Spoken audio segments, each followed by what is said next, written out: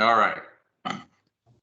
Great. Okay, everybody, we still have quite a few people who are going to be joining, but let's go ahead and get started. Welcome everybody to May 2021. Mix It Up. This is unbelievable how fast this year is going, but boy, am I glad to be on the precipice of summer.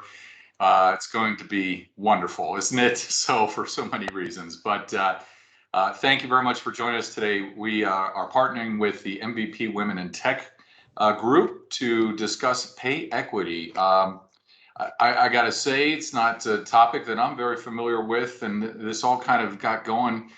Carrie Peters wrote a blog on the New View Strategies blog a couple months ago about the progress that we're making with pay equity, yet how very, very far we still have to go with this issue, and it's frightening, the numbers, and we'll get into that a little bit. So before we do, I do want to get to that as quickly as possible. Let's go ahead and catch you up and go ahead and get my slides going. Okay, so the June Mix It Up has been booked, and we'll send out a notice about that. But next month, we're going to talk about continuing education in the virtual world. Even more important than ever, I think, to equip the team to continue learning and continue understanding how to improve processes and use systems better. And of course, that's been even more difficult over the past year. So we'll get into that and hopefully generate some ideas and gain some insights and hear from everybody about how they've been struggling with that challenge. And then also DynamicsCon has announced their September event. So you can check out that new schedule on their website. They're expanding that over 4 days, I think, going to a half-day format. So pretty cool. All right. And then as far as I know, the local user group meetings are still going on. I've missed the past couple and I didn't have time to check the next one coming up, but always encourage you to connect with those locally. And hey, it's time to do our Mix It Up of the Month themed drink. And I know you'll all be shocked with our bartender, Kim Congleton, wanted to do something with tequila. And so she adapted the Bloody Mary to the Bloody Maria. She couldn't be with us today, so she pre-recorded her Mix It Up cocktail. And I think I forgot to share the audio when I shared my screen. So I apologize. Let me stop it and restart this so we can see this properly. And I think Kim actually mixed this up at like 8 a.m. or 9 a.m. yesterday. So she was sipping on her drink at 9 in the morning. Okay, there we go. Well, Carrie, that's when you drink Bloody Marys, is the morning. That's a good point. That's a good point. You will all notice that the garnish she endows us with looks fairly similar to this incredible artwork, piece of artwork here. So, all right, let's see how to make a Bloody Maria. And here we go. Good afternoon, and welcome to another version of Mix It Up. And my name is Kim Congleton, and I am the world's worst bartender, as you may know. And this is a vacation version of the Mix It Up bartending. As you can see, I'm not in my usual space. I'm actually at my parents' house. So right now, I kind of feel like a 16-year-old sneaking in their parents' house, making drinks or stealing their alcohol. Now, I'm just going to say, though, that my mom has plenty of alcohol to steal. I'm not sure I've ever seen a bigger bottle of tequila than this. So if you guys are wondering where I get my love of tequila from, it might be from this woman. So we are going to use tequila in our drink today. I'm not going to pour out of that bottle, though, because we all know what will happen if I pour out of that bottle.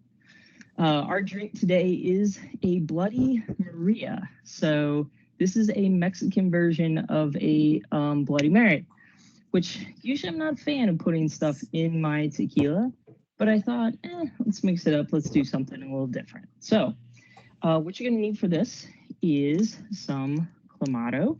So about 3/4 cup of that. We're going to use 2 ounces of the silver tequila. I'm actually going to pour out of this little bottle. It is that bottle, just to try and appear to restrain myself. We're going to use 3 teaspoons of lime juice. We're going to use some, and I can never say this, Worcestershire sauce. And we're gonna use some hot sauce. I am in Kentucky, so we are using Tabasco. We're gonna use some celery salt. I got some of that, a little bit of black pepper, a little bit of paprika. So since I am in the south as well, this is my shaker for today. So what we're gonna do is start pouring into our shaker here, and we'll see how well I do. All right, so I'm going to put the tequila over the ice. So I'm going to pour, I'm going to try and measure today. We'll see how that goes for me. I'm going to pour 2 ounces of silver tequila. So pouring 2 ounces. Really wish I knew what 2 ounces were. I mean, kind of assuming that line on the glass is for something. I'm going to go with that's just 1 ounce. I don't know. We'll see. For those of you who have bartended professionally, I'm sure you're laughing at me right now. So pour that over the ice. Start that to get chilling. Do that a little bit. All right. Then I'm going to go ahead and pour in the tomato juice or clamato juice. So I'm going to go ahead and pour that in. And again, that's about 3/4 of a cup. Who knows if this is going to be good? This is literally the first time I've ever done this. I'm going to do, it says a 1/2 teaspoon of Worcestershire sauce. Oh, I kind of missed there. So always entertaining when I'm pouring stuff. Then we're going to do some hot sauce. Not sure I'm really supposed to be mixing all of this in right now, but let's just go ahead. Oh, and the lime juice. And let's just go ahead and mix that up. So hold please. If somebody wants to play some highly entertaining Jeopardy music right now, feel free while I maybe put my phone on mute and shake this.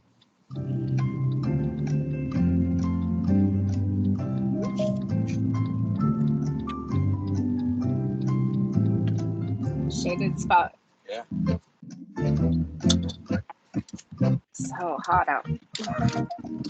All right, awesome. Awesome, Shannon. See you in a bit. Yep, sounds good. I'll meet you in the I lobby. actually just came to the realization that I don't have anything to really straighten out the ice, but I'm just going to put it in there. We're just going to drink it out of the jar, actually, because that's just how I'm rolling today. All right, so now I'm going to put in a little bit of seasoning. We'll give that a little shake around. So I got like some celery salt, some black pepper, little paprika in there. And it smells like a Bloody Mary. We'll see. Then I went ahead and did some garnishes, of course. I mean, how could I not do garnishes? So this is the breakfast of champions right here. We have some jalapeno poppers. A jalapeno, I'm totally not eating this like this. Another jalapeno popper, some bacon, and a lime wedge. So we're gonna garnish with that. Oh, it's kind of big. Apparently I need a longer skewer, but we're just gonna go like that. And then, you know, just because who doesn't need more bacon, extra skewer of bacon. I realize I probably did that upside down. It's probably not good to put the pointy end up. I don't know. I'm sure my mom would yell at me for that. So here we go. Bloody Maria. So complete with garnishes. Let's give it a taste and see how it is. I'm totally eating all this stuff for breakfast. I mean, it is after 12. Well, almost. It might be not after 12 yet. Huh. That's actually not bad. You can't believe it. It's pretty good, actually. So surprised. Cheers. Uh-oh. I think my parents just got home. I'm in trouble now. Kimberly Ann Congleton, are you drinking in there?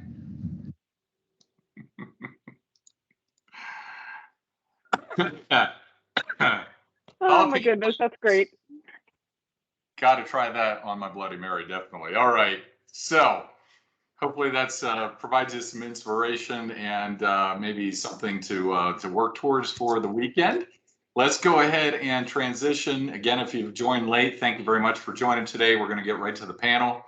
feel free to share your webcam. We really want to have an interactive discussion.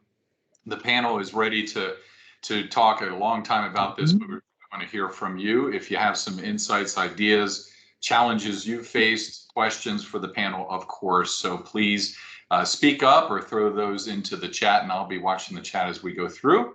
And then if you saw, we conducted a survey. We wanted to make sure we prioritize the discussion topics based on what everybody wanted to talk about. And so if you didn't see the survey results, a real quick share, and you can see the it was across the board, but several rows up to the top, and that's where we're going to start on today. So with that, Kristen Hossman has graciously agreed to moderate our panel today, and is a fellow Coloradoan, so one of my favorite people. And Kristen, thank you so much for agreeing to do this today, moderate the panel, also joining up with us to partner on this very difficult and challenging topic. And with that, I'll turn it over to you, let you introduce the panel, and we'll get going. All right, well, thank you, Mark, for the introduction here. If you want to advance to the next slide here, I'll go ahead and introduce our panel.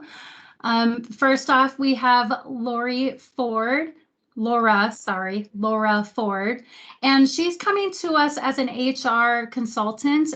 We have a lot of questions for her. We want to know the right way to approach things. And so she's joined our panel today to bring that expertise to us.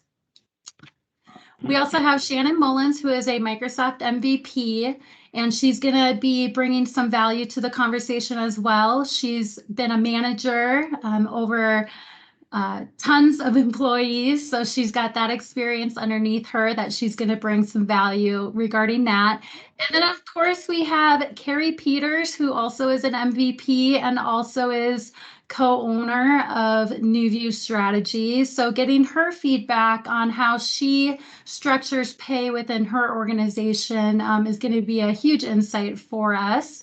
And then we have Mary Thompson, who also is an MVP like me, just kind of bringing some of our experiences, personal experiences, some of our stories to the table as well. So welcome, ladies. Thank you so much for joining today. And let's go ahead and get started. All right, Mark. So the first question here is for Laura, and this question does pertain to HR and a lot of the rules out there. So the question is, how does the Equal Pay Act affect pay rates between male and female employees? If you could talk a little bit about that, Laura. Yeah, you bet. And a great question. You might have seen earlier this spring, Equal Pay Day was March 24th. And so the Equal Pay Act was actually passed 50 years ago, which I was kind of surprised. It's been around that long, and really made paying males and females, only males and females, didn't at that point differentiate between any other protected classes differently for the same work, made that illegal. But like most laws, that's just the start, right? And proving it becomes much more difficult. The Equal Pay Act has a lot of loopholes, and a lot of those words like substantially equal work, which would also mean that the work has to be shown to have equal skill, equal effort, equal responsibility, and similar working conditions. And so while the Equal Pay Act at least puts the ability out there to say that it's illegal to hire a male and I for work that is exactly the same and pay us differently, there's a lot of loopholes based on our backgrounds, based on our working conditions, if our responsibilities are exactly the same, and then of course how long we've been in the position, along with performance could be some of the variables that would come into play. So sadly, I think the Equal Pay Act had great promise, but we have not seen that gender gap, as the graphic there shows us, has not yet been eradicated. Right. Thank you, Laura, for that. And Shannon, I want to ask you a question because you've been a manager and you've hired people throughout your career. Have you seen pay differences between men and women and maybe some of the teams that you've built up over the years? Yeah, I feel like it's more people coming into me with higher pay grades. So if that makes sense, like people are coming to me, same jobs, different companies, but based on their gender or pay, that you're seeing with males versus females, and almost exactly identical. Like I'm always looking for very similar backgrounds, experience, maybe a little bit different experience in years, but they're coming in with a higher base. And so from there, you know, to negotiate, if I like a female more than a male, as a manager, I then have to make the decision, like, would I offer them the same amount where employee B is coming in with a much higher base already, and now I've got to put them both into the same pay grade, right? And so what employee A might be making is way, way less because she's a female, and now it's like, you know, the offer that I would make to the two candidates becomes dramatically different, right? I'm seeing it more coming in. Like I would prefer everyone to just be on a standard grade, right? But then again, like Laura was saying, we have all these factors that go into play, especially like in our industry with consulting. Well, you have this skill set, but you don't have this skill set. Well, they can use that as a buffer to get more money, you know, and then as a male, I feel like they're already going to get more. I mean, I just typically see it. It's standard and trends. I don't agree with it.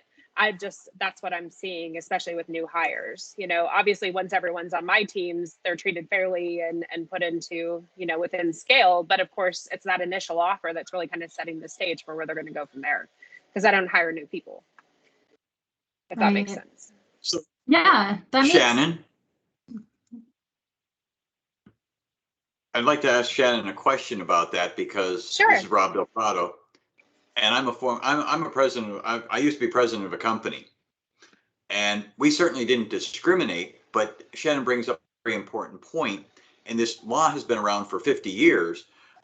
You know, somebody coming in when you're hiring a new person, you know, I'm sure I'd like to keep my pay structure down. And if I hire the woman, if she's making 10 grand less than the male, or if I've got two positions, I have to, if I'm trying to fill both and one's a male and one's a female, if the male is already at that higher pay scale and I want him, I got to pay something comparable to what he's already making. So it seems like we're living with something that's going to eventually maybe go away, but as long as the males have been at a higher pay scale in the beginning, you can't just say, oh, we're not going to hire you at the lower pay scale because he's not going to take that job. So it just seems like something we're slowly going away from. Is that correct, Shannon? Yeah, and it's, you know, my pay scale could be, you know, what I feel like they should be set is the male's already out of that range, right? So then it's like, do I take employee A and put her out of that range, which is more than I can afford to pay? You know, obviously I can pay it. I don't want to pay that, but you know, then I have to make that decision, and it's a tough decision, but I'm not going to choose it over male, female. Obviously as a female, I'm not going to do that, but then I have to go and set those rates higher than I would have because that standard is higher, you know. So I've paid people over what they were compensated for, but it's because the other people are coming in, and it's like I got to be competitive with what the market is. So yeah, it's like a predetermined, you know, if it keeps happening over and over again, it's like people just get to that level where you're like, wow, this is really much higher than they probably should be paid. But you got to work with it. And Carrie has a thought. I question. do. I'm not putting my hand down until I get to speak because this is really important. So this is a key assumption that we have to significantly challenge, that current pay scale has anything to do with what people should be paid. So you all have been in the conversation of what is it you were making with your prior job, right? And this is a key area where women are significantly penalized, especially when they leave the workforce to raise families or care for parents. And as women hold those roles primarily, they receive a much higher monetary penalty when they choose to make those things, and they are significantly penalized when they re-enter the workforce. They have the same skills, they don't have the same years of experience because they exited for a while. So that's something I think we should all pay very close attention to, that we can't consider prior pay scale as part of our equation and not penalize women in their attempts to reach equal pay. Yeah, thank you, Carrie, for sharing that, because I agree with you. I recently saw a video on social media of a mom who is a stay-at-home mom, and she talked about exactly what you just said is, you know, I'm a wife, I'm a mom, I'm cleaning the house, I'm a homemaker, and all this stuff, I'm paying the bills, right? And all of that is experience, and those are very good skills to have. But it must be hard for a woman to come out of, you know, being out of work for so long and feeling confident enough, right, to kind of really put themselves out there and say, this is what I'm worth. And I kind of want to ask Mary that, because Mary is new to the industry. She's a mom. And I kind of want to get her thoughts as far as coming into the industry, an industry that she never knew, she was never part of. Just kind of get her feedback on it. Yeah, so I think that there's a couple different things for me being new into the tech industry from a pay scale. First dip in the pool, basically. I mean, I was ecstatic, quite frankly, right? Because I literally doubled my income by just coming into the industry. So I'm always super thankful and grateful for that to begin with, but then you kind of start to see some things where, especially depending on firms, right? Like not all firms are created equal, and that's why culture and values are so important. And depending, on which firms I've seen, you'll definitely see, you can look at the top and see all the males there, and that pay, going with that too. When you see people that are elevating or getting more opportunities, or just kind of more attention is going to, again, typically be a lot of times in that scenario is what I've seen. But I've also again, kind of coming from a different perspective, I know we've seen reports where it's like it's the worst in the tech industry. The numbers show like 80 or like 90% like disparity, I guess I would say, or like disquality. And I always thought it was like really bad in other industries that I was in, but then it's funny. It's like the longer that you're in it, the more that you see it. And I think that that's kind of what I've started to uncover more recently, is just some frustration, or not frustrations, but just seeing things, right? Yeah, some of the shininess starts to wear off from I'm really excited to be in the tech industry, and I still am super excited to be here. But I guess that's a lot of what I've seen as far as pay. And I don't know, I have often thought my pay compared to others, I guess personally I struggle a lot with, or previously I would struggle a lot with, like, was I good enough, right? Like it was very easy for me to maybe cop out my lack of experience, right? Compared to that. And for me, it's like I have a lot of experience, but it's just in a bunch of different things, because as a single mom, right, that put myself through school while raising a kid by myself, somebody's talking about bartending. I got tons of bartending experience. I mean, tell me what drink you want. I can tell you how to run a whole bar, right? The most efficient way to handle that. And it's ironic because that actually helps me a lot in a lot of other projects and things that I do. So it's these skill sets that actually make me very valuable in a lot of other ways. But I had one time, I was trying to explain to somebody my experience, and I said something like I bartended, and they kind of laughed at me, and I was like, what? I mean, that is legit experience. Like, if you want to know how to deal with being under pressure. So I think that would be the thing too, right? And it's kind of like our moms, or our ladies that step away for a little bit to take care of their parents. There's a lot of value, right, that goes in all of these skill sets, just because you're not sitting in front of a computer, or you're not, helping an employer or something to that extent. So I have Yeah, well, a comment. I'm sure you're probably surprised that I waited this long to speak, but having been someone for over the years have hired a lot of different positions, every time that in the early days, I thought, oh, that's someone I have to have, I need them. And I would say, all right, we're going to not pay what we had planned to pay. Instead, we're going to pay more and pay what they're expecting. Every time it was a disaster. I mean, it is. So the best thing that we found is this is our pay scale, period. And you have the ability to buck it up based on how much profit you bring into the company. And end of story.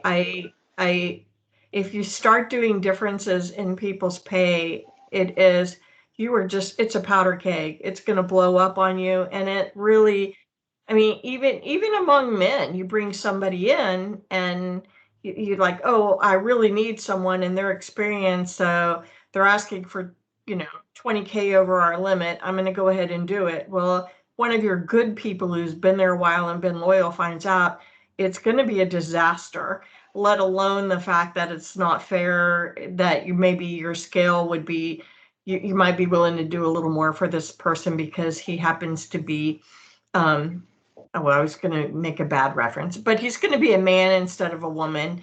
I was going to make a silly joke, it wasn't not appropriate for recording.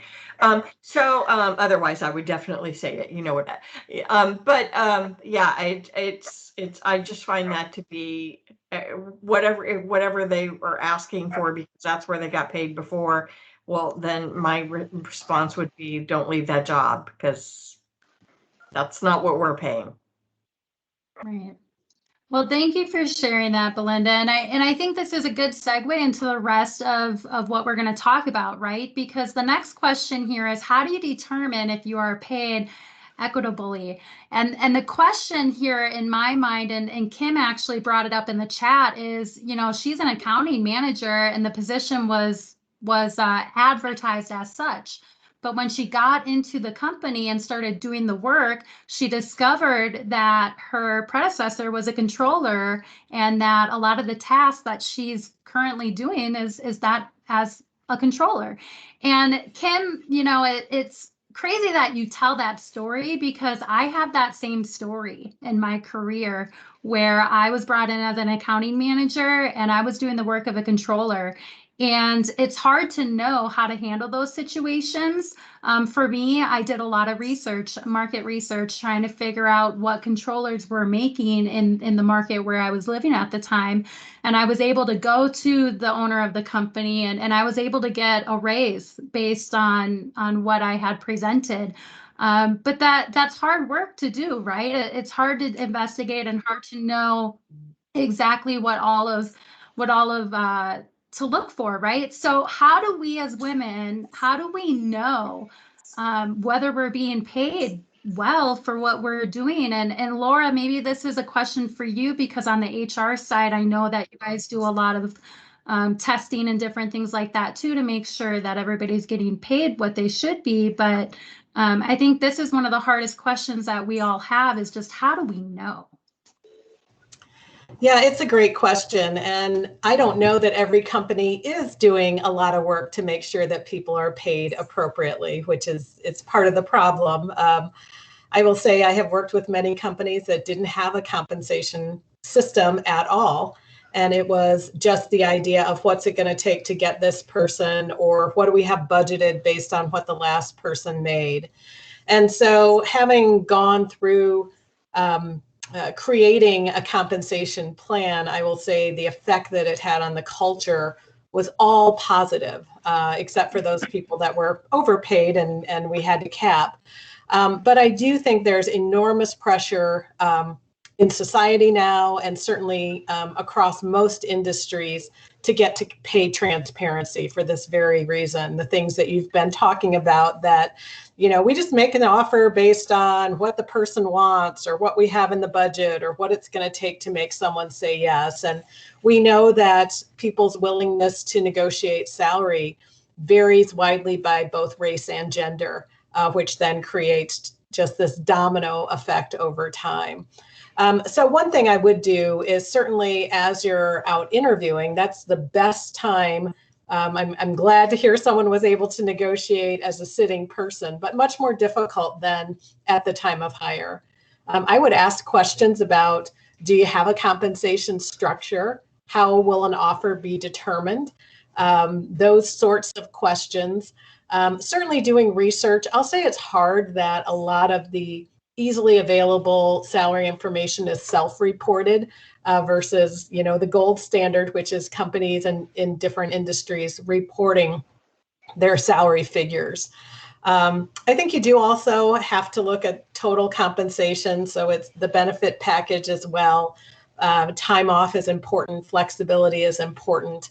But boy, your entry into the company is your best time to negotiate. Or even as you're being offered a promotion, I would ask that same question. Where did this offer come from? Did you make it up? Is it based on a compensation strategy that a promotion is no more than X percentage? I think those things are very important. Right. Thank you so much for that. And I see Cynthia here. You have your hand up. Go ahead. I just wanted to mention that I think I did this because of attending a summit session that Carrie put on in Reno. But one of the things that I think is happening that's creating some of this gender and even race gap is that your white male has been taught and is not afraid to negotiate. And even when it comes to annual reviews. So you go in to have your annual review. Maybe everybody was a college grad and they all started out at $25,000 a year, and you all did about the same amount of work and had the same impact on the company. And you sit down one by one for your review, and you're all given you're going to get a $2,000 raise. And historically, the white male will say, well, I think I deserve $3,000. Okay, he gets the $3,000 because he makes the case, I'm a female and or a minority, I don't make a case, and we've created our own disparity. So as time goes on, this continues, especially if you start talking about percentages. So now all of a sudden you have two people at the company for a period of 10 years, and one person could be making 50% more than the other because they negotiate their increases every year. The other thing I wanted to share was it's also changing the mindset of the management of a company. And we've all been talking about this in this conversation. But I remember firsthand interviewing, I also ran a company, but the owner of the company, this was in the early 2000s, he would say things like, oh, let's talk to this woman or this person. It's a woman, she'll be cheaper.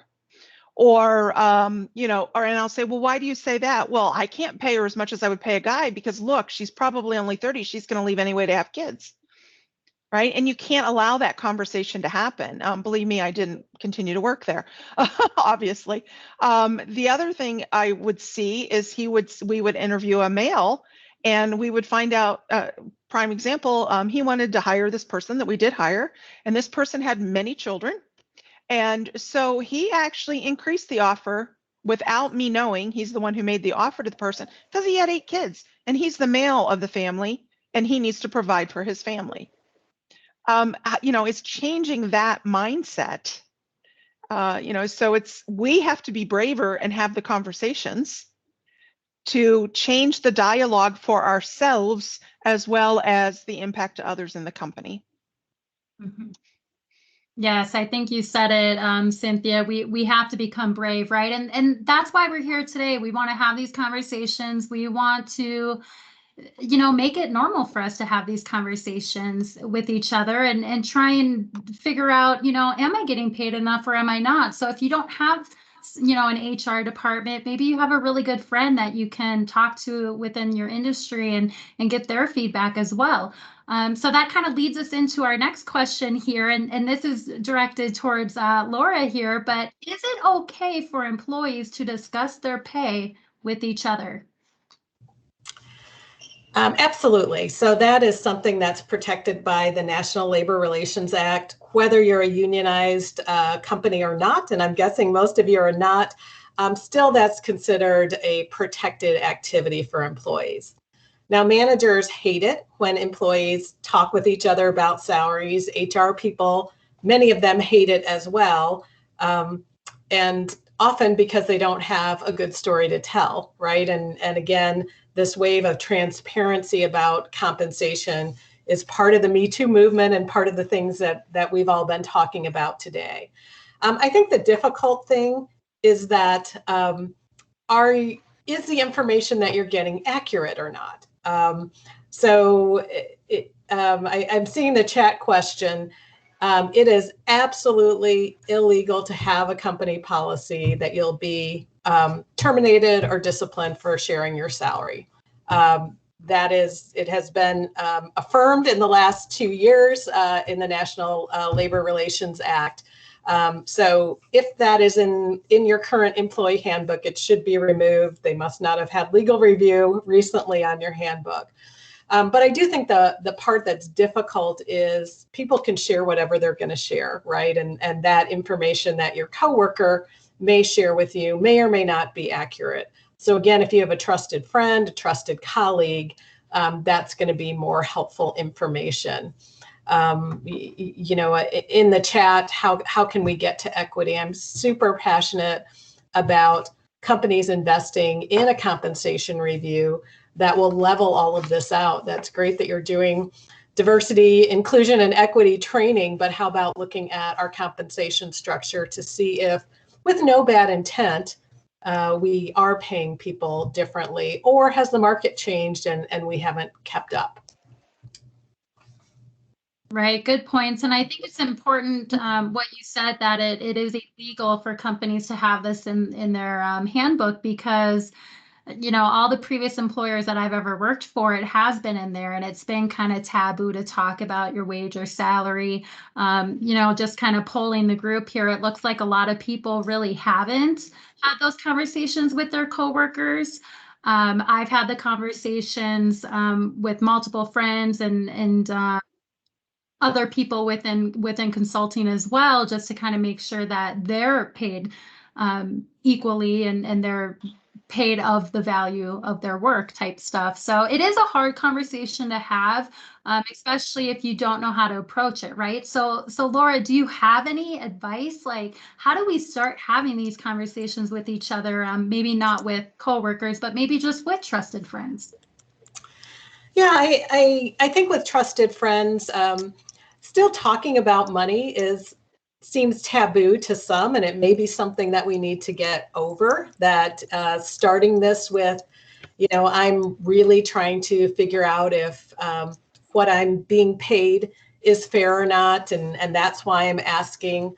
I also think right now the job market, everyone is having trouble finding people, and so taking those interviews that, you know, someone reaches out to you, I think that's a great way to leverage. If you feel like you're being underpaid, you're going to know as you're talking with other companies and see what their pay ranges are, looking for things that are similar.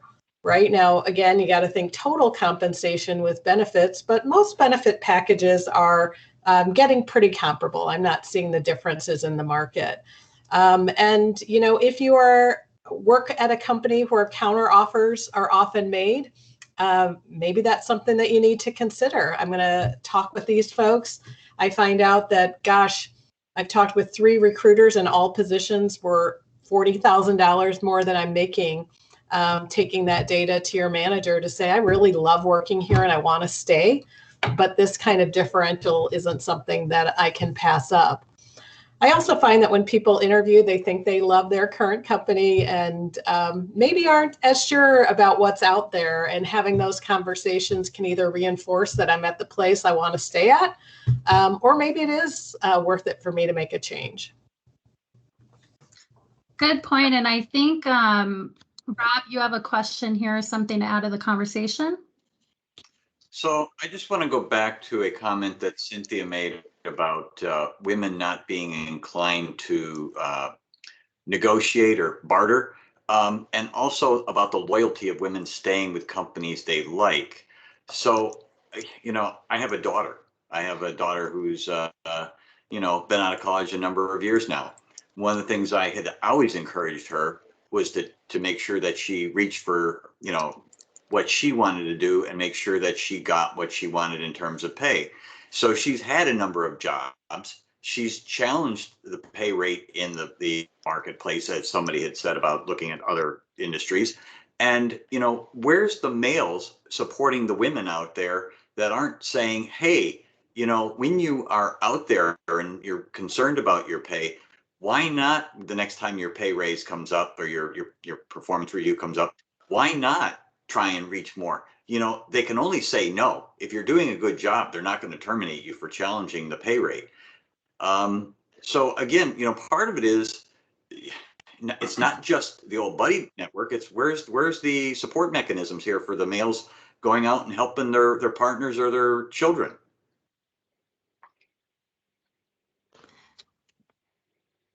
Great comments, Rob. Mark? Yeah, actually, just to tail on to Rob's coincidentally too.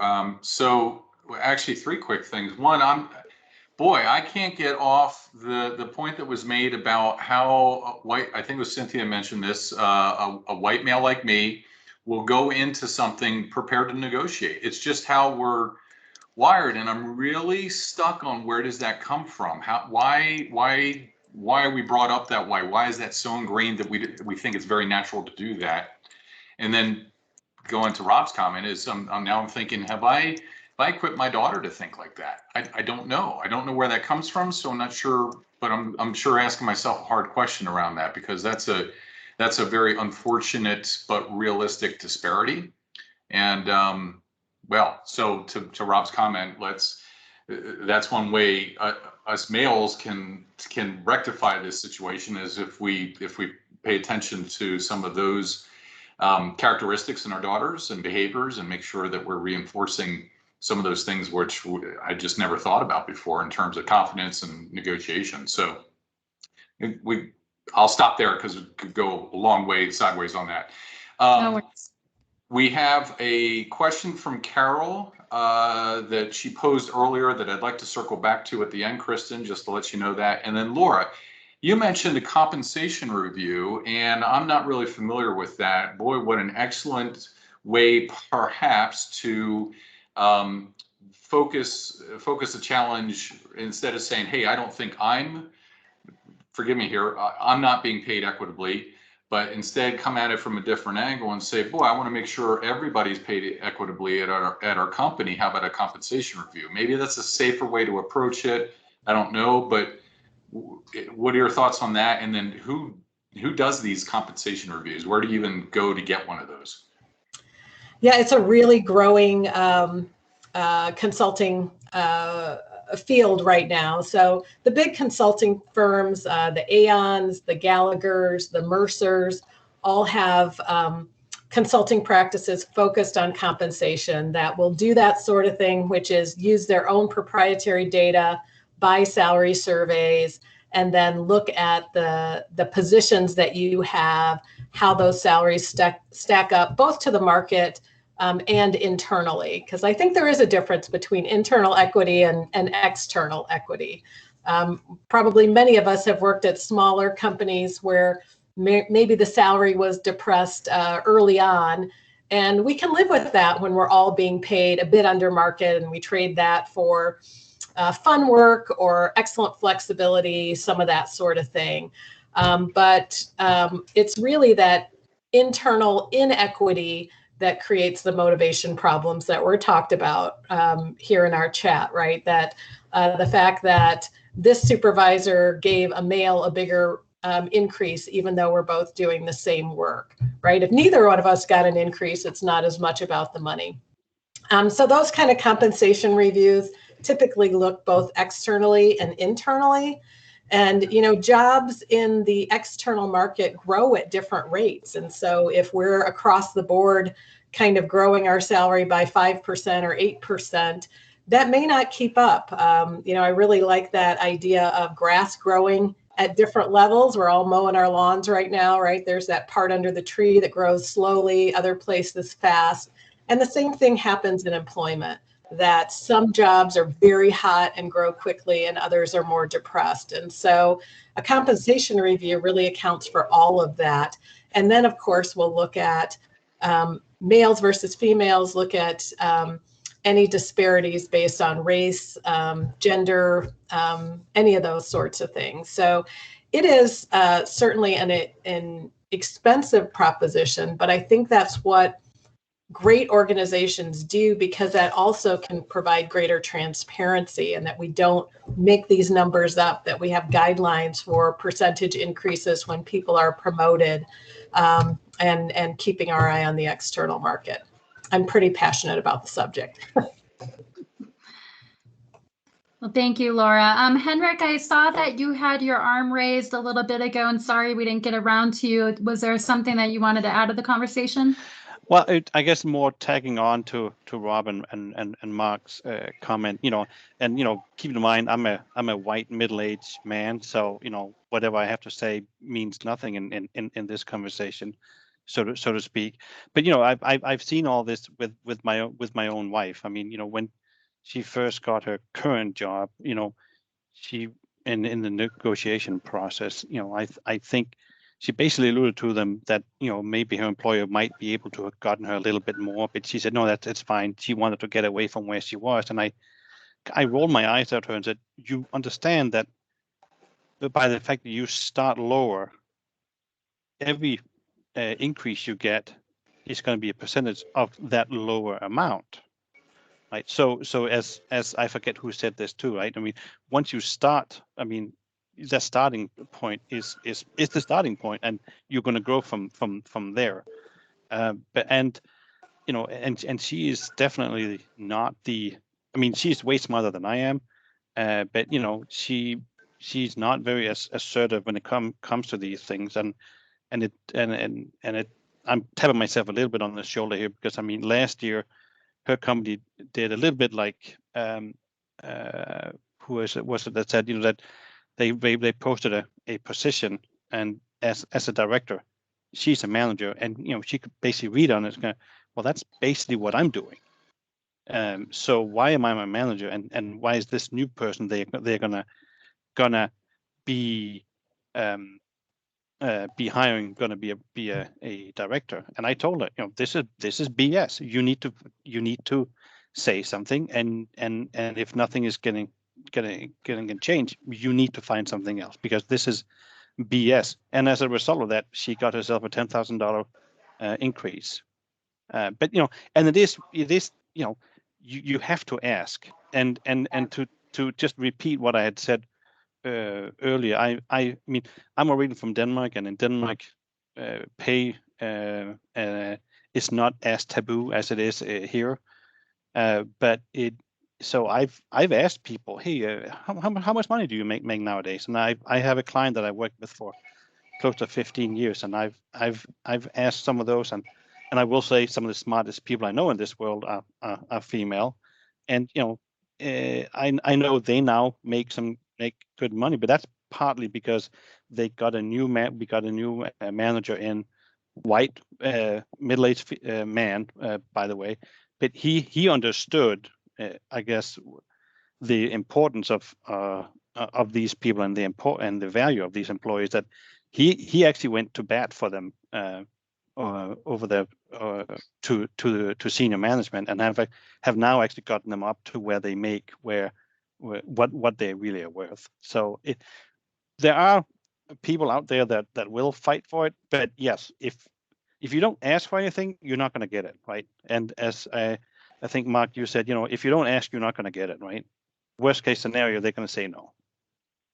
I just wanted to add to that. I would not work for a company where I was afraid to ask, right? And if you're in that situation where you're afraid to ask or speak up for yourself, then that's never where you should be,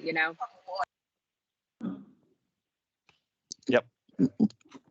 So I have something to add to that conversation. We all are talking about, you have to ask, and the worst thing that can happen is no. But I have experience where you ask and the person comes, well, you're being very direct about it. And it's like, yeah, because I have different experience in the past where I was not direct about it, and my manager didn't get the signal what I was asking for or what I was trying to prove through my work.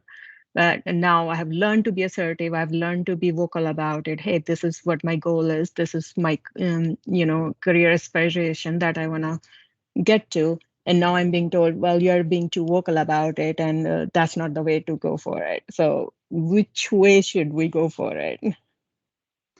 Right, and that's a good question, right? Is how do we approach this conversation, right? Do we approach it with our manager, our boss, or do we approach it with HR? And maybe that's different for everybody, because maybe we don't have HR departments in every company. But Shannon, Mary, speak up here. But have either of you ever been in a situation like this where you had to go to bat for yourself, and how did you do it? What was the outcome? Yeah, when I was in the mortgage industry, I was working for a company where I was essentially doing more job roles than I should be doing. I was in accounting, doing, I was supposedly an AP manager, but I was literally doing like everything a controller would do. And then it got to where I was doing almost as much as a CFO, right? And they didn't really tell me they were doing this, because I was like literally the highest person there. They went and hired the CFO that was more like a controller. They gave him the CFO position. He wasn't literally doing anything. He took no duties off of me. I don't even really honestly know what his job role was. No one actually really knew what he did. And I had to go in and be like, what is this guy doing here? Like, what is his role? What is he's not helping at all with anything related to accounting. And so, is this truly his title? What is he typically doing? And I was still really young in my accounting career, but I was like, this is just baffling to me. This person is like here wasting time, and my whole team's working hard. And I asked for more money. I'm like, hey, if you want me to stay here, like I don't care about the title. To me, titles don't matter. But if I'm doing all the work and this guy's just sitting there watching the team, probably watching baseball all day, you better pay me something, because to me, titles are not as important as the skill sets that you put behind your work and how hard you work. Titles are a title, but they mean nothing. To me, MVP is awesome, but it's a title someone gave me. It's what you do on the back end that counts, right? And so I was just very frustrated, and I was like, is this because I'm a female? Because they were like, we really need a guy here. We felt like we needed a guy here. I'm like, bingo. I was gone within a year. Find somewhere else to go. And like I said, as I've gotten older, I'm like, why do I continue to work? As many of you know, I just made a dramatic job change. Why do you continue to work in an environment where you can't stick up for yourself, where you're belittled, or where people don't listen to you? If you're in that environment and you feel like you can't make a case for yourself, that's not the right company for you. You need to work with people that support you. Right. Yeah. So I've had, kind of been in that situation, and I was kind of glad because I felt like I went into this situation, rather prepared. I had done some self-proclaimed market research ahead of time, right? Kind of pulled the thing, make sure I understood, what fair rates were, and especially, I think it was Carol was talking about kind of finding that special niche, right? And so kind of looking more into that, right? And I know that I've got a particular skill set and, a couple different products that I cover.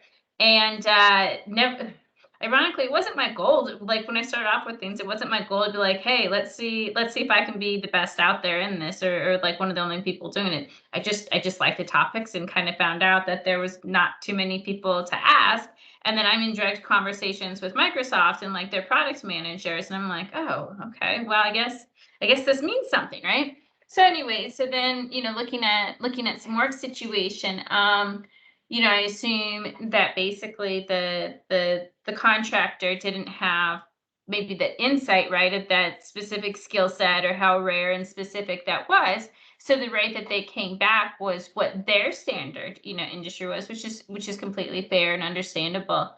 But I just respectfully went back and said, well, that wasn't exactly what I was thinking.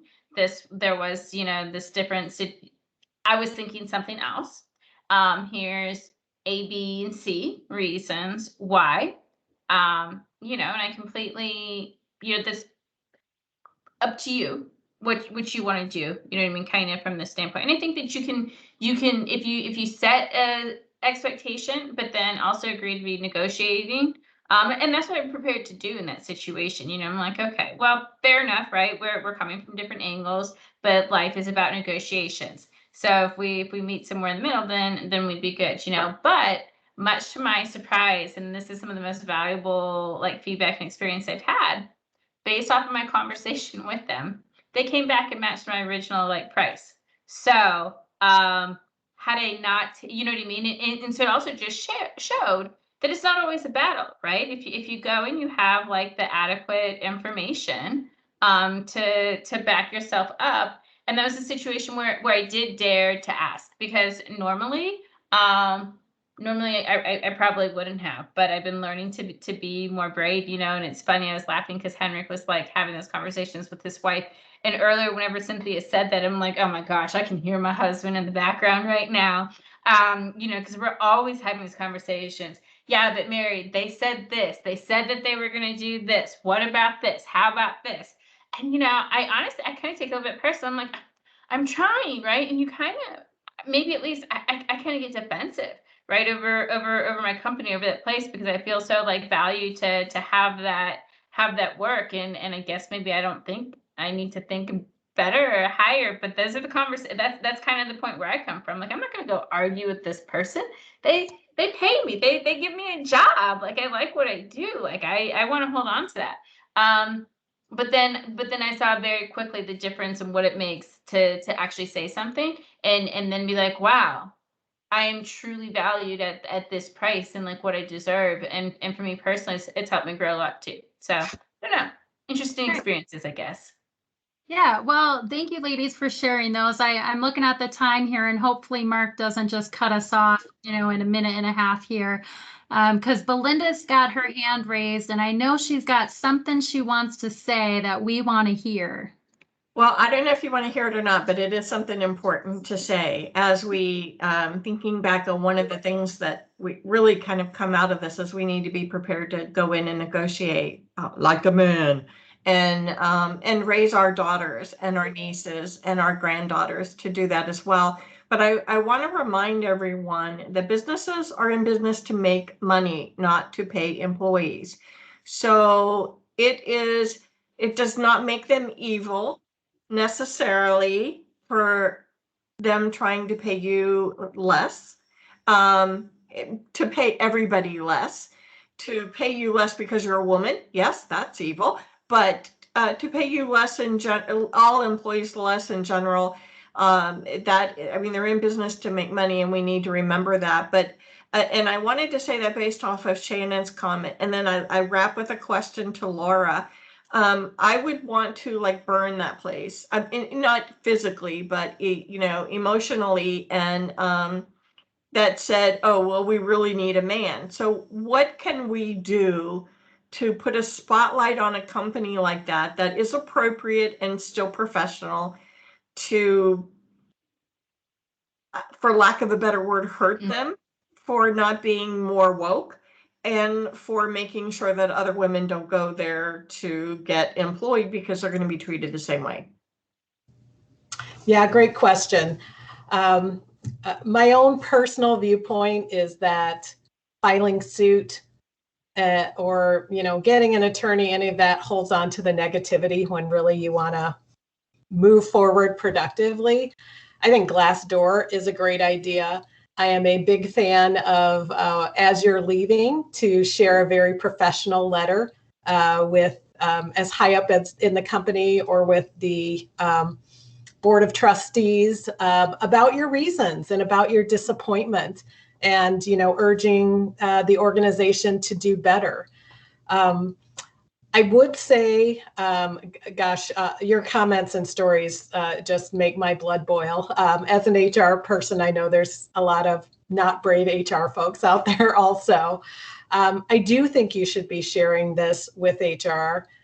I would document every direct quote, day and time, and keep it in your little, you know, file for the day that I might need it.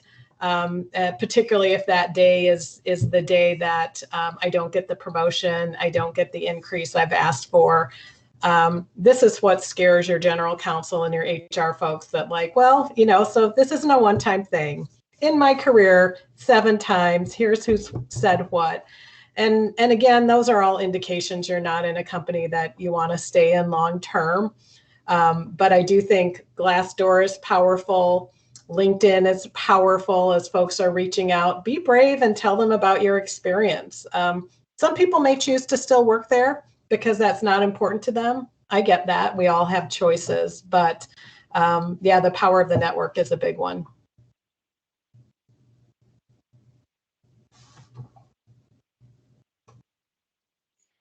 Kristen, you're on mute. I am. Thanks, Mark.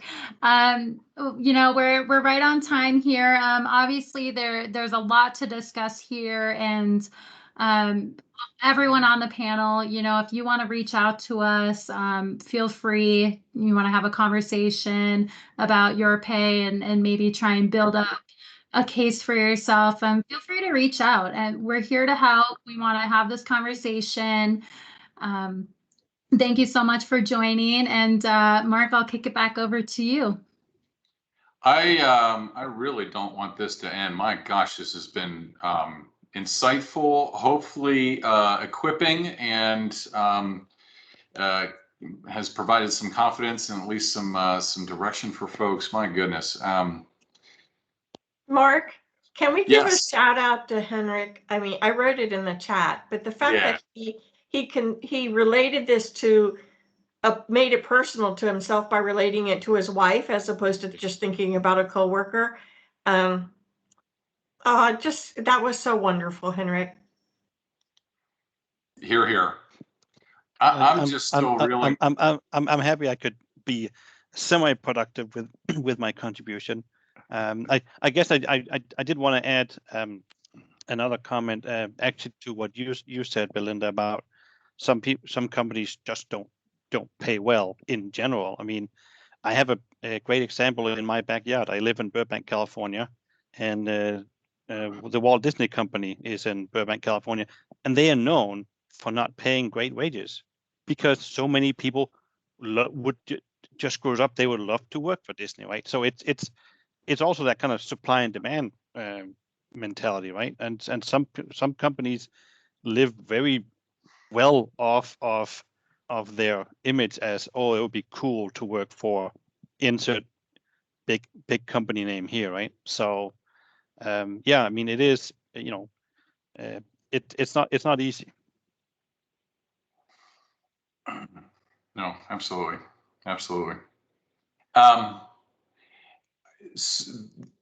I would think if we're going to, I'll get with Kristen, talk about doing this again. The MVP Women in Tech meets monthly as well, and they are hosted on Meetup, so you can go check out their group as well.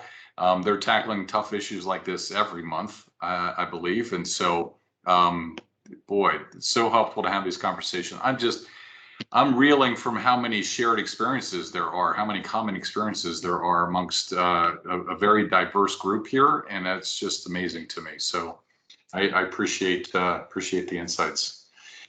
All right, let's wrap it up. Gosh, before I stumble some more. Man, this stuff bugs me. Here's why I'm stumbling, folks. I like to take action. If there's an issue, I like to fix it. And this stuff is so frustrating because I don't know what to do. It's beyond my own sphere. So maybe that's another topic for another day, to come back and talk more about action items and what we can do collectively. So next month, we're going to talk about learning in the virtual world. And I put the chat in the chat. I put the survey link. So please let us know your feedback as well. And with that, make sure you are signed up for the Meetup group so you get notified when the next meeting is booked, and you can get that on your calendar. Thank you again to an incredible panel running a very difficult, challenging conversation, but very, very needed as well. So thank you to the panel. Thanks everybody for joining today. We'll post the recording out on our YouTube channel, of course. There's an action we can take, is share this conversation out with folks. How about that? So we'll post that in the next day. everybody, thanks for joining, and keep working towards equity. Take care, everybody. Thank you all.